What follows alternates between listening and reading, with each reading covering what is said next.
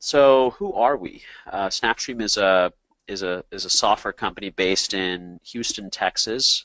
We have customers in a variety of markets. We're maybe best known for the fact that The Daily Show and a bunch of TV networks, NBC, CBS, ABC, use us to record television and get their TV clips. If you've ever watched The Daily Show or Last Week Tonight, we are how those shows get all of their TV clips.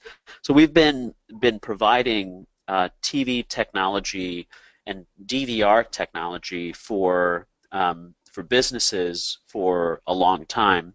And in the last 2 years, we've made K through 12 more of a focus. And with that focus has come the SnapStream Edu product. So before we go on and go through and talk about the individual product, I think that for K through 12 schools, the broader context for why video is important inside of schools today has to do with a trend that is a shift in how we learn and how we communicate towards more visual communication methods. So, and I think you can see this in the arc of Facebook, which we all use. In a recent earnings call, Mark Zuckerberg, the founder of Facebook, said that that if you go back 10 years, communication was happening through text. Facebook was an entirely text-based information service, and today the trend there is towards video. In the middle, it was still picture. Now it's moving picture, and in fact, Facebook is seeing massive growth there. And so the young people that you all are charged with educating are increasingly the engagement there comes from moving picture, and I think that's why schools are putting a greater priority on enabling video within their organizations. That's what we've seen. So some examples of places we've seen TV being used in the classroom. We general purpose using educational video from Discovery Channel, National Geographic, History Channel, Biography Channel. We've seen some really creative use cases, just taking educational content on television and using it in the classroom. If your school has a media studies class or a world cultures class, SnapStream becomes a really great way to supplement that for example, world culture classes with current events from those present-day cultures in other countries, and then media studies. SnapStream is sort of an amazing tool for media studies, because TV otherwise is very ephemeral. It gets broadcast and then disappears into the ether, and with SnapStream, television becomes something that you can actually easily refer back to, which is invaluable in a media studies class. And then finally, this is one of the more interesting and powerful uses of SnapStream for TV in the classroom. We've seen foreign language instructors use local language news programs. For example, a French class using Canal Plus. They're using those the news programs on those foreign language channels to deepen a student's language expertise. So there's some, to always like to start with the ultimate reason why something like SnapStream is of value to K through 12 schools, and we've seen some amazing use cases. And so how is TV in the classroom done today? We see the really old stuff like TV on carts. We've even seen some schools where they have traditional DVRs in every classroom or in shared spaces per school, TiVos or DVRs from your cable company or satellite company. Some schools still have coax running to every classroom, though the driver of a lot of adoption of SnapStream has been the abandonment of those that will going into the classroom. And then finally, and this is the category that SnapStream falls into. You have some schools that are using and embracing IPTV distributions products, and you know, the problem with a lot of these solutions is they're hard to use, they're labor intensive, cable drops can be expensive, and ultimately the reason why all this matters is that there's wasted instructional time, and there's also lost opportunity in terms of connecting curriculum and material with kids. And so what is SnapStream Edu? Oh yeah, before Sarah reminded me, I have a poll question. So, you know, just to get an idea of the audience, got a nice size audience here now. Answer this question for me. Do you have an existing solution for TV or video to the classroom? So there's some options here you can pick, and once you've answered, I'll give you guys a few seconds, and I'll put this share the answers out with everybody. Yeah, okay, great. We've got, you know, 94% of you have voted here. So share the result of the poll. So interesting.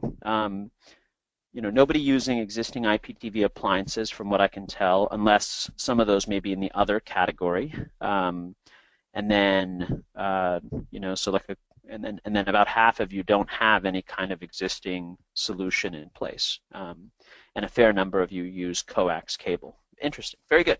All right, let's talk about SnapStream Edu. What is SnapStream Edu? Get my presentation back up here. All right. Okay. So SnapStream Edu is a local appliance that sits either at your individual schools or at the district level.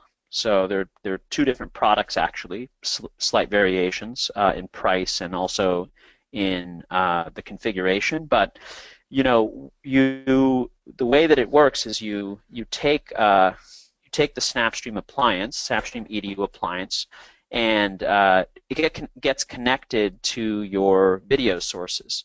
So you have you have different possible video sources. You've got traditional television from cable or satellite or DTAs. You might have cameras for morning announcements, or some production software or hardware like TriCasters that are producing morning announcements. You can hook up the output of those systems or cameras into SnapStream. You also could have videos that are being produced by teachers on iPads and for morning announcements, and those can then be uploaded as assets into SnapStream. And then we've seen some schools also hook up DVD players to SnapStream Edu, and they connect to SnapStream via an encoder. So there's one other piece of hardware that sits between the video source and SnapStream Edu, and then SnapStream Edu will distribute the video from these different sources to across your LAN, unicast or multicast, and you can do access control. So certain schools or certain users in certain schools have different access permissions. The interface is entirely web-based. It works on almost any device, Windows, Macs, iPads, Android devices, Chromebooks. We also have a set-top box and a remote control for television devices called the SnapStream TV. What am I missing here about how this works? No, that kind of gives you the basics, and we'll talk more in depth about how the product works and how it's really simple for the teachers to use. So before we go on to the slide, the easy to use, I want to present another poll question. So the question here is, what TV source do you have at your school district?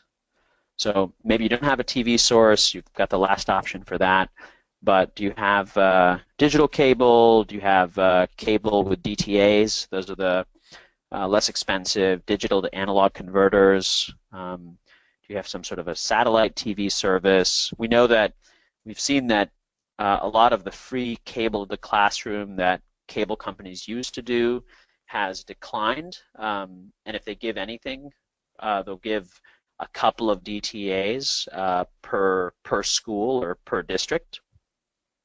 So, all right, we can share the poll results back out now. So, so you see here, looks like you know, in line with the earlier poll question.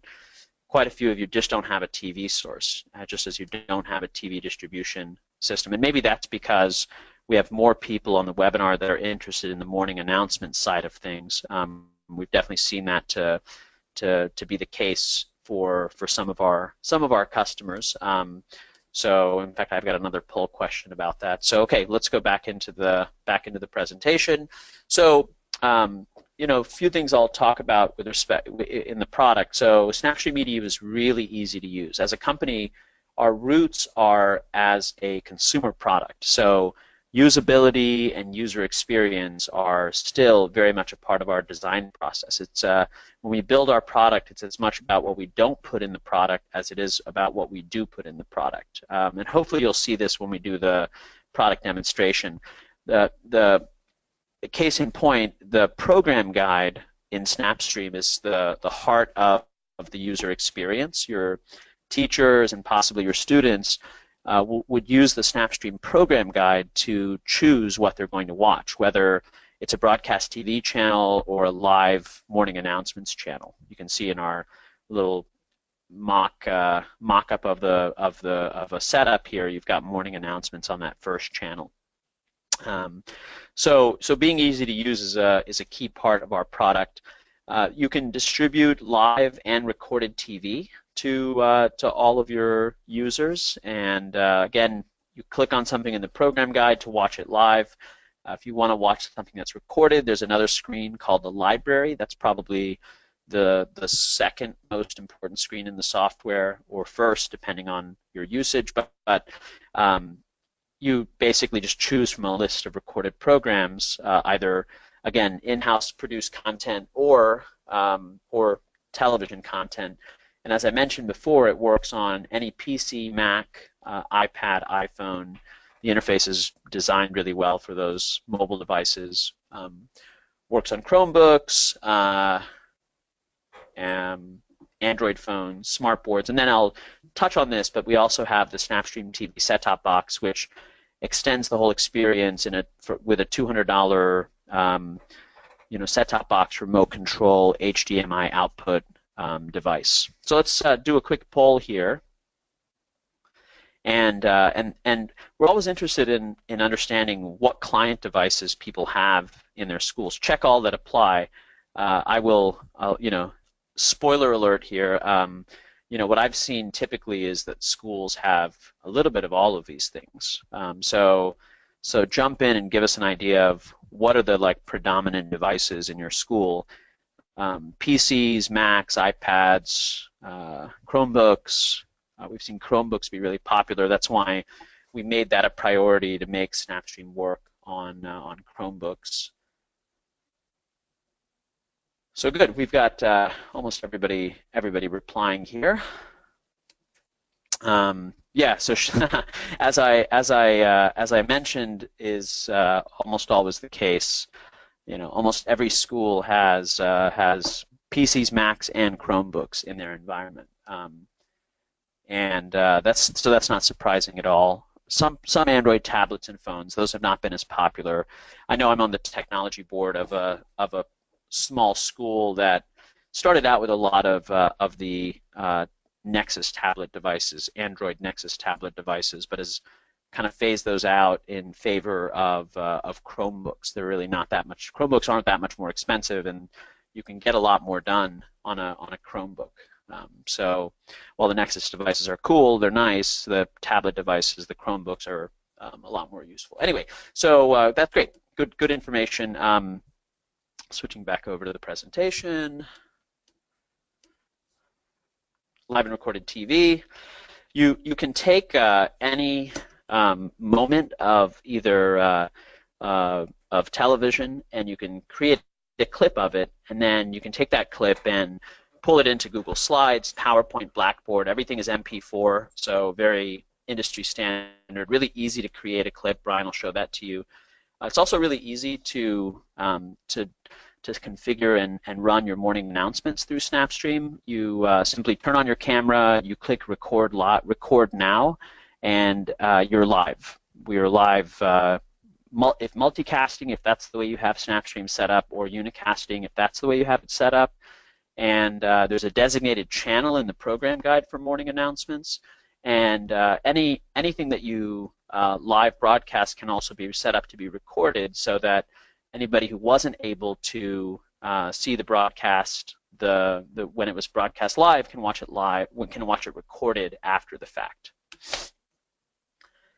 And then finally, one of the other things that people commonly do with SnapStream is upload videos. You can upload your own MP4 files directly into SnapStream. It could be class lessons, school sports, in-service materials, and then those are accessible within SnapStream. So SnapStream in this context becomes sort of a private YouTube within your school. So another poll question, I'm curious, what is the priority for you, or what's important for you in a TV video distribution solution for your school? Is it what here are you most interested in of these things? So I'm going to let everybody answer.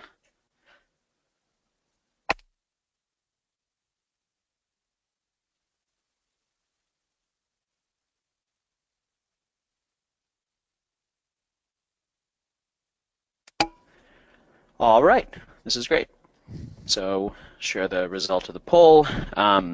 Yeah, this is extremely common. We've seen the morning announcements use case be the driving use case for most K through 12 schools. TV is about 50%. The good news is you get sort of a best of breed solution for broadcast TV alongside the solution for morning announcements from SnapStream, and so it's a direction we've seen people grow into, because you kind of get it along with the morning announcements piece. So this is good. We'll switch back over to the presentation. All right. Just for a moment, I'll touch on this. We have the SnapStream TV set-top box. It's a lightweight, wireless and wired smart TV set-top box that integrates directly with SnapStream. It pairs with your SnapStream Edu server. It can play back video off your SnapStream live or recorded television, multicast or unicast to any TV device or projector or conference room or digital sign television, or wall-mounted plasma or whatever within your school, and something that we specifically built actually for the SnapStream Edu product. So with that, I am going to turn it over to Brian Weissman to do an awesome demo of of SnapStream. So I'll repeat again. If you have any questions, please ask those questions. With that, I'm going to make Brian the presenter here and let him take over. There was one question while Brian is getting turned on here. I am going to answer. So there was a question from one of the attendees. I'm trying to pull it up here. The question was, and please ask questions. We've only had one question so far. We'd love to answer any other questions you have. But the question was about multicasting, and the question was, does multicasting allow different classrooms to record and show videos? Yeah, multicasting is basically a way to conserve network bandwidth. So if 10 people are watching, say, CBS Live, then or 100 people are watching CBS Live, and let's say the stream is 2 megabits. So rather than consume 2 megabit H.264, rather than consume 200 megabits of network bandwidth, one separate stream for each viewer, multicast will only consume 2 megabits of bandwidth, and everybody kind of latches on to that live broadcast. So, there are more subtleties to it, but that's the gist of that's why people care about multicast. It has some downsides as well, but some schools want to use multicast to distribute television, and it's totally supported within the product. How much storage does it have? There's a variety of storage increments that you can buy the SnapStream EDU in. If you download the pricing sheet, you'll see what those increments are. 4 terabytes, 8 terabytes, each storage increment, depending on the quality you configure the encoders for, will vary the amount of recording capacity you have. There's a question about copyright law. This question comes up pretty often. Typically, the use of SnapStream, especially in education, falls under fair use, and so because it's being used in an educational context, we're not lawyers, but we have hundreds of customers that use our product to record and distribute TV over the LAN. Do we support analog cable TV? Most definitely, yes. We will work with NTSC cable television, no problem at all. So there's two encoders. There's an encoder that has component and HDMI inputs, and there's another encoder that has ATSC, clear QAM, and NTSC support. And NTSC is the broadcast standard, which is equivalent to analog cable TV. So with that, please keep asking questions, and I'll turn it over to Brian now. Good morning, everybody. Now we've kind of gotten some behind-the-scenes foundational information about SnapStream Edu, and most importantly, in order to implement this, you need to understand how it's going to look from an end-user standpoint. We do pride ourselves on having a user-friendly interface, being very intuitive in nature. And so we'll jump into what it's going to look like from, say, an administrator, teacher, or student perspective. The first thing that I want to point out is we're working off of an in-house server here, and I simply opened up a browser and went and typed in the name of this server. In our case, it's called Snap EDU. Yours might be called, ABC District TV, or whatever is applicable to you. Whatever custom, intuitive name that you give to it. So within the interface, we're going to go to the guide, and the first thing you notice is it looks very familiar, just like any other program guide that you might use sitting on your couch at your own residence. We have a number of broadcast TV channels that are in here, such as ESPN, some local affiliates, all the way down to the very bottom channel feed 9999, which is your daily announcements feed. So you can really mix and match everything from a DVD source to a camera feed for morning announcements to CNN, Discovery, ESPN, etc. will all be clustered together and fed into the same program guide that the end user would see. The next thing you notice on this screen is the red icons, and those indicate that shows are either currently recording or futuristically recording later on in the day. So in the guide, it's very simplistic in that you're either doing one of two things: watching live TV, which in the multicast setup is going to play back using VLC player, or you have the option to set different recording tasks. Everything from certain episodes to certain time slots, or this bottom option that you can record a particular channel 24/7. The importance of doing recordings in addition to watching live content is once you've recorded it, you're able to search within that content to find mentions that you're looking for, which we'll take a look at momentarily. So in the guide setup, either watch live set your recording task for on-demand viewing. Once it's been set up for on-demand viewing, it lives over in the library. So in the library, you have a couple of options with this archived content. I can either click into it. So if I come into this program from CBS this morning, it's going to play back in its entirety.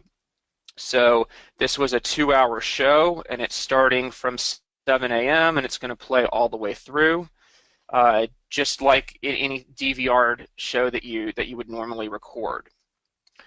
You notice in this screen that you have the video feed on the left-hand side and then a bunch of textual content over here. The text-based setup is index closed captioning associated with the video recording. So what this allows me to do is, using the closed captioning, I can come in here and type in farewell address, which is obviously alluding to the president's speech last night. And if I pause this for a second, you'll see that it gives me one of 3 results. So within this show, I'm able to jump to the 3 different moments where that was specifically mentioned within the context of this CBS recording. Likewise, if I come back to the library, I can search my entire archive. So I can do a search for one of our fine presidents here, Mr. Lincoln, and it's going to give me results just like if I searched Abraham Lincoln on Google. And when I click into any of these results, it drops me straight into the point of what I'm looking for. So with a little bit of a few seconds of contextual lead-in time, I can now take a clip here. So I have my 54-second clip. I can call this Abe Lincoln. I can tag it with whatever I want to, save it to a particular folder, share it out with students, repurpose it in a variety of different manners. So this is not necessarily the first thing that comes to mind with a TV and video distribution product, but this is very unique to the SnapStream solution. Going back to the library, as Rakesh mentioned earlier, you also have the functionality to upload any type of video files. So this can act as a large-scale repository for setting up files that at a district level, campus, department, or even down to individual teachers or students can come in here. I can pull in whatever content I want to, save it to an assigned folder, and then that can be accessed either by myself or my colleagues whenever I want to. So I've got a communal spot for all that content. Along the lines of doing search, one of the nice things from an administrative standpoint, or even for teachers as well, is the ability to set up alerts. So let's say I'm going to do my John Doe ISD daily alert, and I send this to myself. Every day when I come into the office at 8 a.m., I want to know when the words John Doe ISD are mentioned, when severe, Houston weather, whatever it is, climate change, anything that I'm interested in. I'm going to list whatever terminology I want to, and whenever this information is extracted from the recordings that are being done, it's going to send me an email, and in the body of that, it'll have clickable results similar to what we looked at in the library, but with an automated process in place.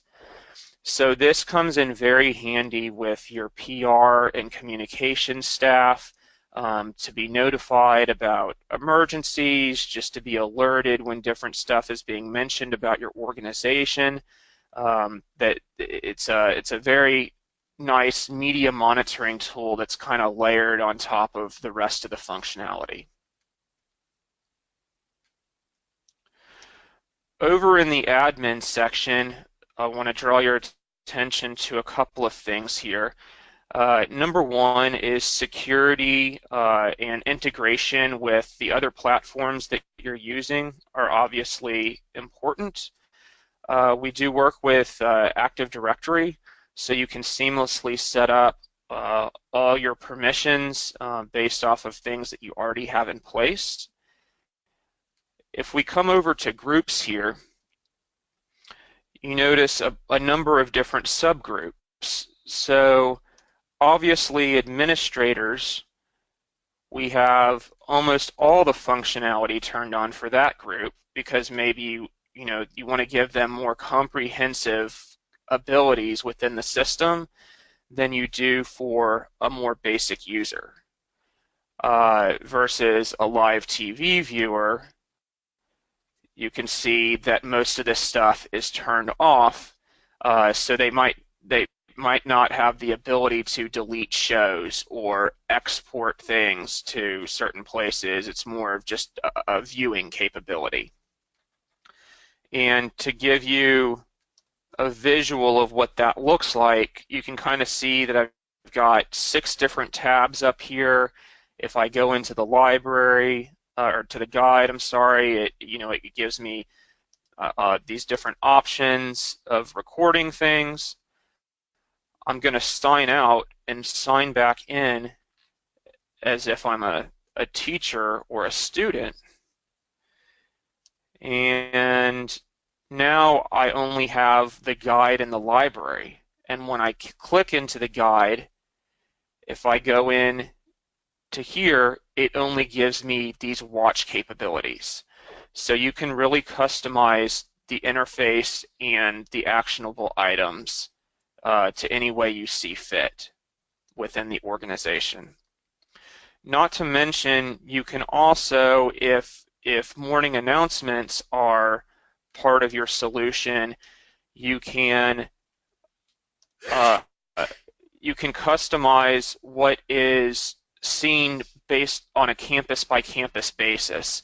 So if you have 10 schools that are each doing their own in-house content, and you only want a certain high school to see their content, but you don't want an elementary school down the street to see those announcements because it's not applicable, then those views can be sort of sectioned off by user groups. Also in the admin section, you have workflows. So this allows you to set up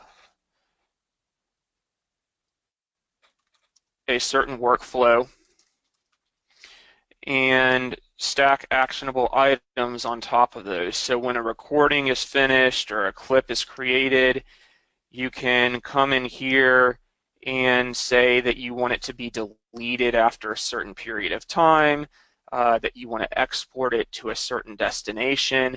There's some automated aspects that can be added, if that's something that's applicable to your situation. So in summary, just to review, the guide allows you to set recording tasks or do live content viewing. The live content via multicast is going to be through VLC Player. The played back on-demand content is going to be in the internal player that you see here. And in the library, you can also do search for specific needle in the haystack mentions. You can also set up automated alerts to be notified of things that are important on a regular basis. And then you can set up your customized permissions within the admin section so that you're giving applicable rights based off of different roles within the school or district. So happy to take any additional questions. That was, a pretty brief overview of our interface. I certainly recommend looking at a proof of concept if you are interested. That really helps you to understand, to get your hands and feet wet as far as how it would work within your local environment, and would be happy to talk with each of you after the call in further detail about how SnapStream can help out. Going to turn it back over to Rakesh just to wrap up with a few more comments. Okay, is my audio on? Yes. Okay, great. Yeah. So back over to me. This is Rakesh. Let me really. What I'm going to do now is answer a lot of the questions that have come back. There have been a lot of good questions here. So what questions do we have here? One of the questions was whether we support it says we support Active Directory for authentication. Do you support Google authentication as well? We don't support Google authentication. It's so we integrate with Active Directory. It's LDAP support both for Microsoft Active Directory. We support Novell in there as well. Another question here: does it work when in a district building? Most definitely, yeah. Or maybe I don't understand the question. You might need to follow up with us on that. Can we use Active Directory Sync to bulk create accounts for teachers? Actually, it's even better than that. It's pass-through authentication when you integrate Active Directory. So, no issues with even needing to create accounts. If you change the password in Active Directory for a teacher, their password for SnapStream would change as well. All you do essentially is you link an Active Directory group with a group in SnapStream and then assign that group privileges. So it's very, very slick in terms of how it integrates.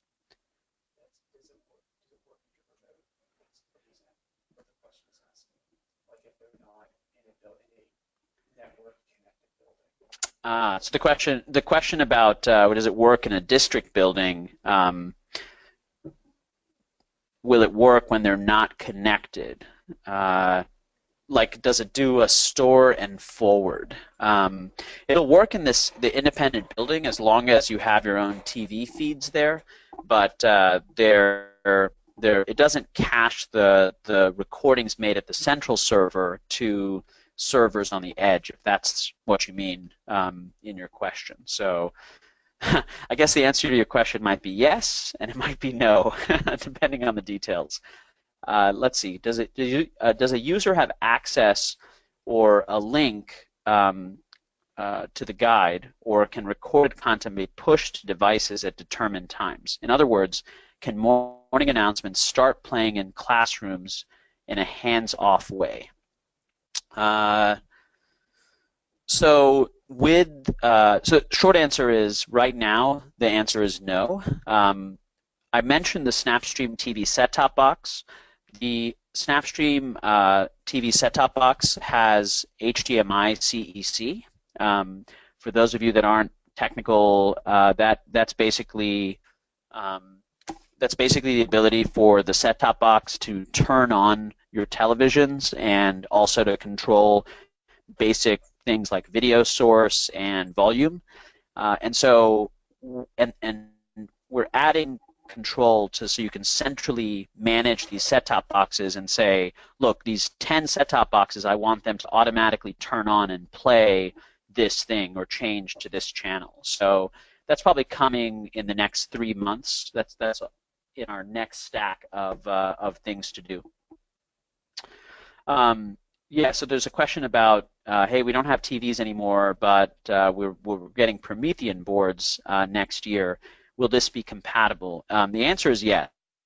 So Promethean boards are computer displays amongst other things, and SnapStream runs as an app or in the browser on any computer. So there's no special support for Promethean boards. And it just hasn't really come up. I don't think we've had schools say, hey, can you do this, this, this with my smart boards or my Promethean boards. So we have a lot of schools that use both smart and Promethean products. Other questions here? Great questions. It's awesome to see this engagement. Is there a time restriction or limit on how long you can keep a recorded television program or a video? So it's really up to you. By default, SnapStream will expire the oldest programs to make room for newer programs. You can lock a program so that it's not in the queue to be expired, so it's essentially immune from being deleted. And then for the TV recording side of things, even for morning announcements, you can set recording specific rules. Like, I want to record the evening news at 6 p.m., but I never want to keep more than 2 episodes of that particular show. And that all factors into the algorithm for expiration. So the question here, there's a question about recording shows off pay channels like HBO. If I wanted to record a documentary on HBO, parentheses, for the students, of course, would I need a separate HBO subscription? Yeah, your TV input would need to include HBO as a channel. As a side note, the first thing that we see tested on most SnapStream Edu systems is ESPN. So for the students, I'm sure. Can recorded programs be saved to the cloud? Yeah. So this is a great question. You can clip to a private cloud service that we publish called SnapStream Cloud, and it's basically like a private YouTube integrated with your SnapStream Edu. Somebody outside of your school, outside your firewall, can click, and it's like YouTube. It works on any device. So if they have a mobile phone, it plays back. If they have a tablet, it plays back. If they have a desktop, it plays back. Specifically, do we support uploads to Google Drive? We support uploading to Amazon S3 storage and a few other cloud storage spots. We don't support recording to Google Drive. That copying everything you record to Google Drive, because we're a DVR, is generally not something people are looking to do, but selectively uploading clips is something people like to do. Like, say maybe you want to clip out your morning announcements and put those up so your parents can watch those. There's a very simple system for that inside of SnapStream. Does SnapStream cut out the commercials? No, it doesn't. It can identify the commercials and show them in the timeline so you can skip between commercial breaks. Each teacher has the control to watch or record.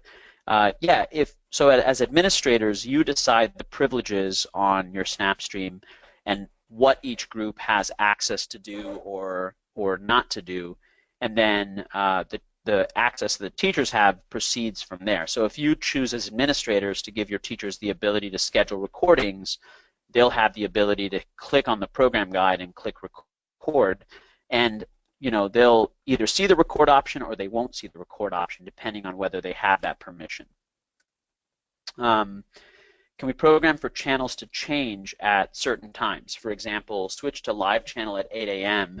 and then to re-recorded library at 8:05. I'm thinking about what this means. Can we program to change at certain times? Yeah, you can reconfigure the inputs to SnapStream if that's what you mean, and that could be switching an input entirely from broadcast TV to another source like a camera. You could also switch an input from one TV channel to another. It's not done programmatically. It's something that you would do manually, if I understand your question correctly. Can you use a Blu-ray player as well as DVD players? I don't see why not. Most likely, yes. So I think that's most of the questions that we have here. I'll go to the bottom. How many times can a single account be logged into SnapStream? There's no limit to that, really. We haven't said, oh, look, this one named account can only be logged in one time. And the business model for our product is not tied to users, so you can have as many users as you want logged into the system on the same account or on different accounts. Is there a way to switch between live feed and pre-recorded material during morning announcements? I think that would be that we're not a video production system, so if you're using TriCaster or some other morning announcements production tool, that's where you would do that switching between a live camera feed and playing back pre-recorded materials. We would just be where you feed the final output for distribution to all of your users. Okay, so I will take control of the display. The last thing that I'll mention here is that we absolutely love doing on-site demonstrations. So there's a pre-sales questionnaire attached in the handouts. You might consider downloading that, filling it out, and sending it over to us. And we can, in the next month or two, set up a proof of concept where we'll ship hardware out to you. We'll send somebody on site to help you guys get it set up, and you can evaluate the product for for eventual purchase now or in the future. There's one more poll question that I have that I'll put up here as we wrap up. And I should have mentioned our phone numbers and email addresses are on here. You'll also get them in the concluding email that comes to you after the webinar. But don't hesitate to get in touch with me or with Brian. We'd love to talk to you and consult to your specific needs and match our solution to what your requirements are. So last poll question is just how soon are you looking to purchase something like SnapStream? Some people, this is just exploratory timeline. For others, they have an immediate burning need to replace something they have, or they have funds that have been allocated, and it's helpful for us to understand that. Some for a lot of folks, and we know, it's the normal cycle. You have purchasing that you want to do for the 2017-18 year and for deployment in the summer, which means you want to do demonstrations here in the next couple of months. So, all right, with that, we'll hang out here for a few more minutes, but we want to be mindful of everyone's time. We really appreciate your joining us, and we would be happy to work with you all. So please let us know if there's anything that we can do to help. I'll throw up our contact information here, and like I said, we'll hang out. If you have any more questions, you can put those in the Q&A, and we'll answer them. Is there a limit to how many morning announcement channels we could have? No, there isn't. In fact, one of the things that we see people often do is set up separate morning announcement channels for each of their schools, but then only give access to those channels to that individual school. So if you have 40 schools in your district, you could set up 40 individual encoders at each of the schools, and then the output for daily announcements, each encoder at each school is only accessible, for example, to the people at that school. That's a good question. That comes up fairly often. Thanks again.